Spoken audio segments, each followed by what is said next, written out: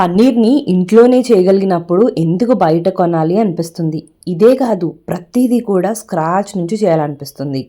దీనివల్ల టైము, శ్రమ 2 ఖర్చవుతున్నాయి. కానీ చిన్న హ్యాపీనెస్ వస్తుంది చూడండి, దానికోసం చేస్తున్నాను.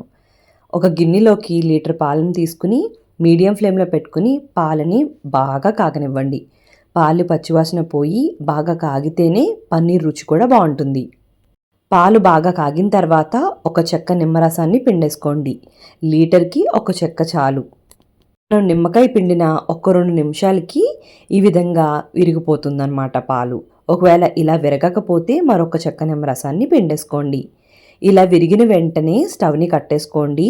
నేను ఆల్రెడీ ఒక గిన్నెలోకి స్ట్రైనర్‌ని పెట్టుకొని దానిపైన ఒక కాటన్ క్లాత్‌ని పెట్టుకున్నాను. దాంట్లోకి ఈ విరిగిపోయిన పాలన్నిటిని కూడా వేసేసుకుని వెంటనే నార్మల్ నీళ్ళతో కడిగేసుకోండి. పులుపు వేసాం కదా!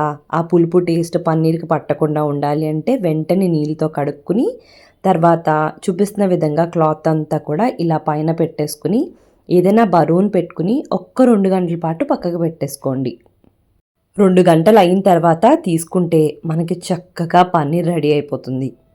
దీన్ని ఇలానే ఏదైనా బాక్స్‌లో పెట్టి ఫ్రిడ్జ్‌లో పెట్టేశారనుకోండి పైనంతా కూడా డ్రైగా అయిపోతుంది. ఇలానే కానీ లేదంటే క్యూబ్స్‌గా కానీ కట్ చేసుకున్న తర్వాత ఈ పన్నీర్ అంతా కూడా ఒక బాక్స్‌లోకి వేసేసుకుని ఈ పన్నీర్ ములిగేంత వరకు కూడా నీళ్లు పోసుకుని అప్పుడు ఫ్రిడ్జ్‌లో పెట్టుకోండి. 4, 5 రోజులైనా సరే ఫ్రెష్‌గా ఉంటుంది. మరి నచ్చితే లైక్ అండ్ ఫాలో చేయడం మర్చిపోకండి.